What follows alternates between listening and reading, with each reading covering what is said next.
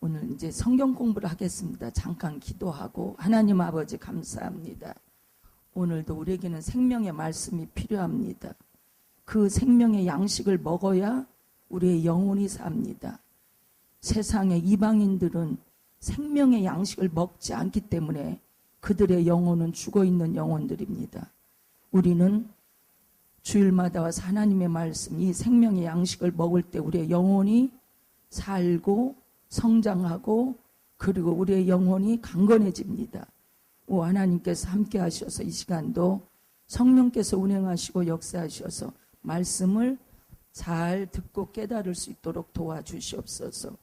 예수님의 이름으로 기도하옵나이다. 아멘.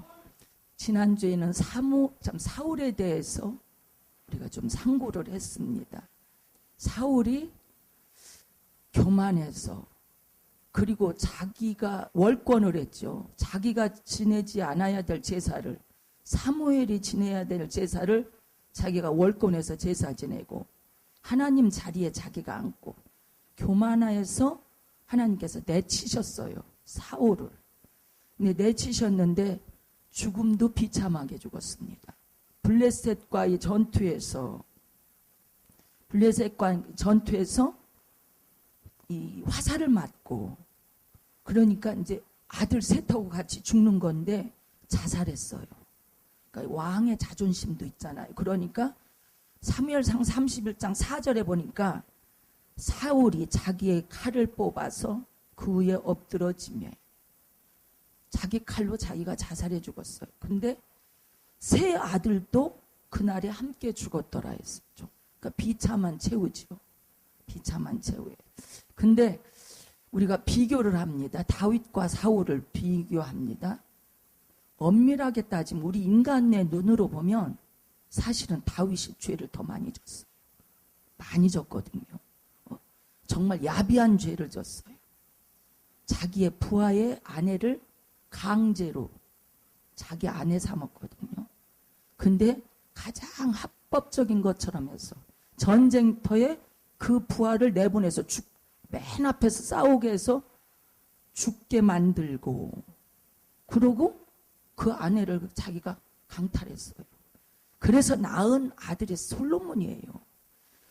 그런 것도 그렇고 어쨌든 아직 이제 다윗의 이게 후계에 대해서 공부를 아직 안 했는데 엄밀히 따지면 사실은 다윗이 죄를 더 야비하게 많이 졌어요.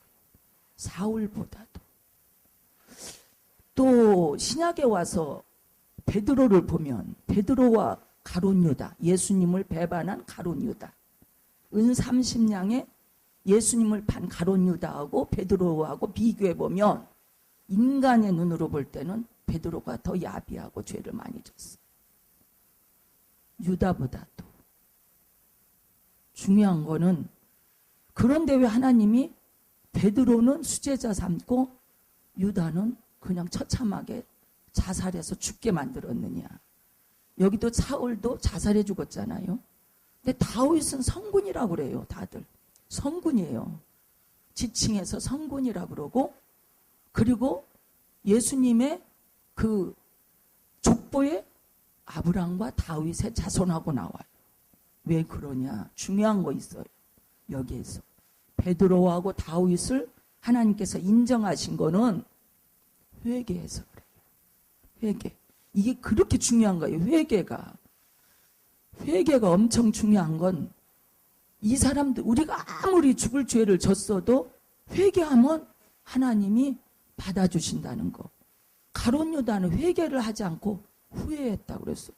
아 정말 내가 왜 그랬지. 아우 내가 그러면 안 되는데. 이건 후회예요.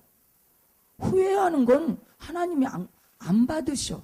외면하셔. 그 가룟 유다가 그래서 너는 나지 않는 게 나을 뻔했다.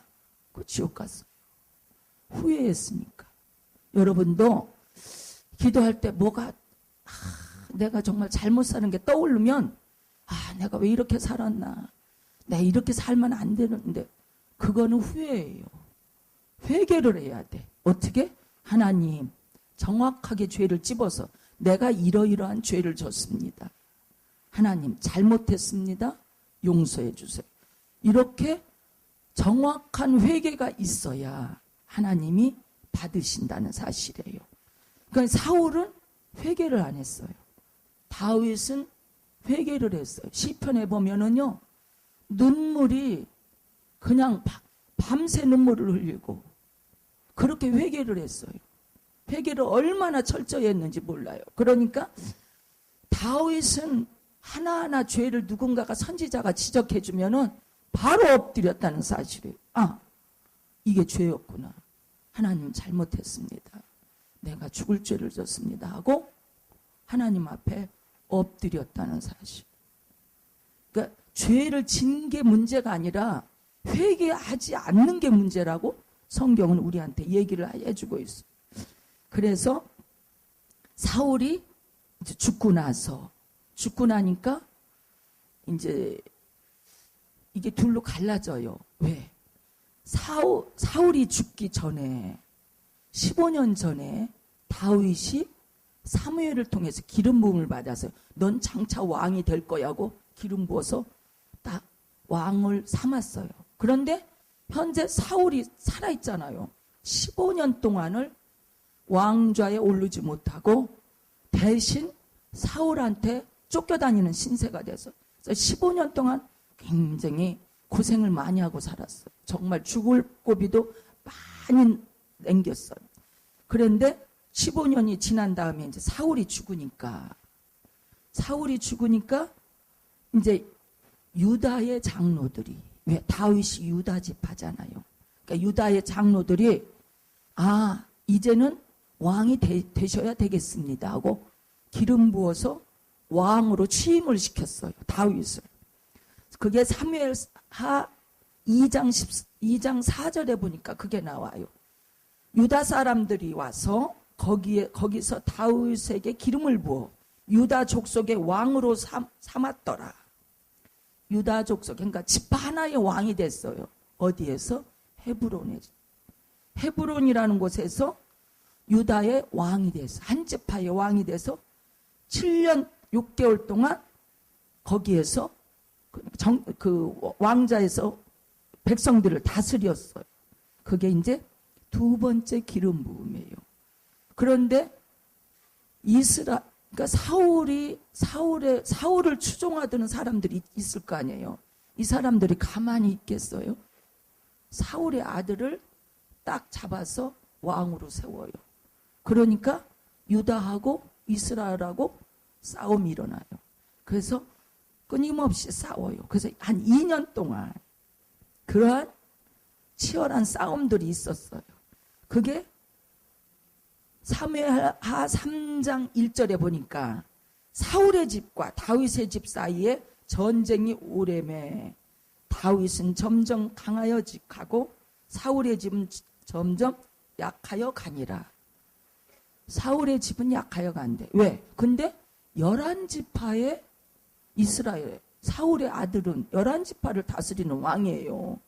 그리고 다윗은 한 지파만 다스리는 왕이면 우리가 인간적으로 볼 때는 누가 더 강하겠어요? 사울의 아들 이스보셋이 다스리는 왕, 그 나라가 강하겠죠. 근데 여기 보니까 점점 다윗이 강해졌다고 그랬어요. 다윗은 하나님을 의지한 사람이잖아요.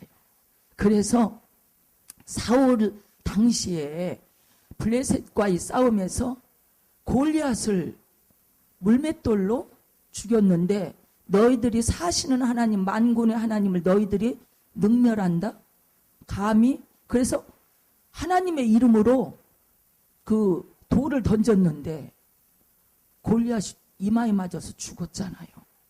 그러니까 다윗은 신본주의 사상, 하나님 제일주의 그 정신을 가지고 계속해서 살았기 때문에 약한데도 불구하고 다윗의 집이 점점 강하여졌다, 그렇게 얘기하고 있어요. 그 다음에 보니까 그런데 이 사울의 집이 이제 이스보셋이 죽고 망해요. 망하니까 이제 5장 3절에 보니까 5장 3절 사무엘하 5장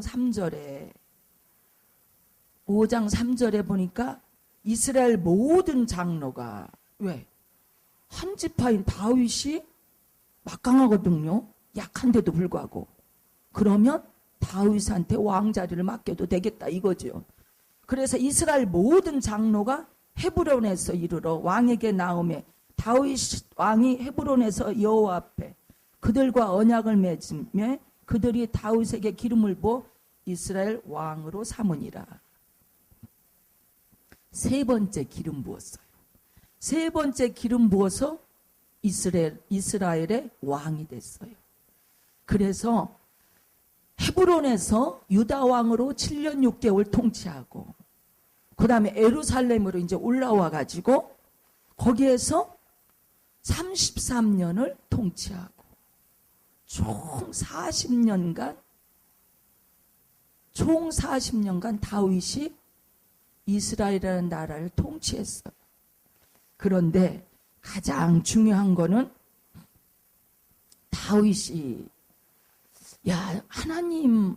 하나님을 섬겨야 되는데 근데 당시에 보니까 6장 2절에 다윗이 일어나 자기와 함께는 모든 사람과 더불어 바알레 유다로 가서 거기서 하나님의 궤를 메어 오려 하니 그 궤는 그룹들 사이에 좌정하신 만군의 여호와의 이름으로 불리는 것이라.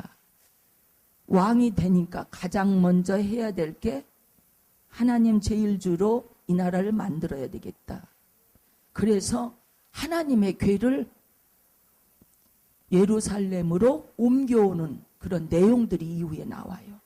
내용들이. 근데 그 이전까지는 이 하나님의 궤가 하나님의 궤라고도 하고 언약궤라고 하는데 법궤라고도 하는데 이걸 그냥 방치해뒀어요. 방치해뒀어요. 근데 저기 하나님 임재가 저기 계신데 이러니까 나라가 망하는구나 해가지고 다윗이 법궤를 예루살렘으로 모셔오는 과정이 지금 나오고 있습니다. 그런데 이 법궤가 어디서부터 출발했느냐? 이스라엘 백성들이 모세를 통해서 모세 지도자를 통해서 애굽에서 나와요. 나와서 시내 광야에서 40년 동안 있는 동안에 하나님께서 거기서 법궤 만들으라고 했어요. 성막도 만들고 법궤도 만들으라 해서 그때 만드는 법궤예요. 그때 만드는 법궤를 모세가 40년, 여호수아가 또 가나안 땅에 와서 사사들이 있는 사이에서 법궤가 거기에서 보존이 됐는데 사울 시대에 법궤를 방치해뒀어요. 그러니까 다윗은 가장 먼저 한 일이 이 나라를 통일 왕국을 만들어 놓고 법궤부터 찾았어요. 그래서 법궤를 예루살렘으로 옮겨오는 과정입니다. 그런데 중요한 것은 그 민수기에 보면은 법궤는 아무나 매는 게 아니에요. 법궤는 직접 사람이 매야 되는데 레위 지파에서 고핫 자손이라고는 족속이 매야 돼. 그걸 하나님께서 정해 놓으셨어. 그렇지 않으면 다른 사람이 매면 죽는다 했거든요. 그런데 당시에는 무법천지예요. 법이 없어. 그러니까 하나님의 법궤도 방치해두고 무서운지도 모르고 내깔려 둔 거죠. 방치해둔 거예요. 그런데 다윗 시대에 와서 이 가장 중요한 보물 같은 하나님이 계신 곳을 방치해서 그걸 모셔와야 되겠다 해서 모셔오는데 법을 잘 몰라. 근데 이제 법궤가 중요한 건 알아. 그래서 이거 참 조심스럽게 모셔야 되겠다 해가지고 수레에다가 수레 이렇게 써요. 6장 3절에 보니까 그들이 하나님의 궤를 새수레 어떻게 누가 매야 되는 건 몰라. 그러나 정성껏 해야 돼. 그러니까 새수레 새롭게 만든 수레에다가 법궤를 거기에다가 모셔서 그리고 그 법궤를 모셔오는 내용이 나옵니다. 그들이 산에 있는 아비나담의 집에서 하나님의 궤를 싣고 나올 때에 아호는 궤 앞에 서서 가고 그리고 다윗이 몰랐지만 어쨌든 하나님의 법궤가 모셔오는 과정이니까 뭐 악기를 가지고 찬양하면서 그리고 연주하면서 그리고 모셔오는 과정이 나오는데 여기에서 보니까요. 그 나그온의 타작마당이라는 곳에 이르러서 소들이 거기서 갑자기 날뛰었어요. 그러니까 법궤가 떨어질 것 같잖아요. 수레에서. 그러니까 웃사라는 사람이 법궤를 잡았어요. 하나님이 계신 임재하시는 이 법궤 언약궤 이 하나님의 궤를 떨어뜨리면 큰일 나잖아요. 그거 떨어질까 봐 인간적으로 뭐 이거 중요한 거잖아요. 이거 떨어지면 안 되고 잡았는데 여기에서 보니까 7절에 여호와 하나님이 웃사가 잘못함으로 말미암아 진노하사 그를 그곳에서 치시니 그가 거기서 하나님의 궤 곁에서 죽으니라. 죽었어요. 웃사라는 사람이 궤를 붙잡았다가 죽었어요. 민수기에 보니까 하나님의 궤는 붙잡지 말라고 그랬어요. 그 궤를 맬 사람이 있어요. 고아 자손이 매야 되는데 그걸 몰랐어. 정성껏만 하면 되는 줄 알았어. 깨끗한 수레에다 매면 되는 줄 알았어요. 그런데 그러니까 법을 잘 모른 거지. 하나님의 율법을 잘 몰라서 지은 죄예요.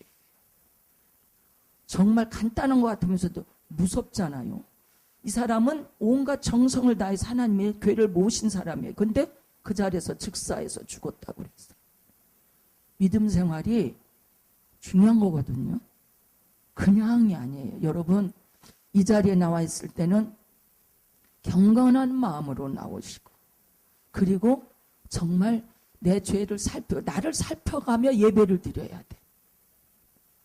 하나님 지금 눈에 안 보이셔서 그냥 막 살아갖고 된다 이렇게 하면 안 돼. 다 보고 계신 분이 하나님이기 때문에. 그래서 정말 우리가 하나님을 어떻게 모셔야 될지. 지금은 구약시대가 아니라서 물론 이렇게 죽지는 않아요. 그렇지만은 하나님 앞에 우리가 어떻게 살아야 될지. 하나님의 그 말씀대로 살아야 된다는 사실을 좀 이쪽으로 앉으세요. 이쪽으로 좀 앉아주시겠어요? 그쪽으로 가셔서. 장로님 오셨으면 여기 앉으셔야지. 어디 계세요? 오셨으면 앉으셔야지. 그래서 말씀대로 정말 하나님을 경외해야 돼. 경외가 뭔지 아세요? 두렵고 떨림으로 하나님을 섬기는 게 경외예요. 어렸을 때는 아무것도 몰라요. 천방지축이잖아요. 사람들이 나이가 들면서 어린아이가 나이가 들면서 철들면서 선악을 분별해 잘잘못을 아는 것처럼 신앙도요. 자라. 근데 신앙의 연조가 깊을수록 하나님을 두려워할 줄 알아야 돼. 경외하는 게 중요해요. 처음에는 아무것도 몰랐는데 말씀을 들으면서 경외해야 되겠다는 그런 마음이 생겨야 됩니다. 기도하겠습니다. 하나님 아버지 감사합니다. 오늘도 다윗에 대해서 공부를 했습니다. 다윗은 신앙의 사람이었습니다. 하나님께서 함께 하셔서 아버지 저가 놀라운 하나님으로부터 인정받는 사람이 된 것처럼 우리도 그렇게 하나님으로부터 인정받는 사람들이 될 수 있도록 도와주시옵소서. 예수님의 이름으로 기도하옵나이다. 아멘.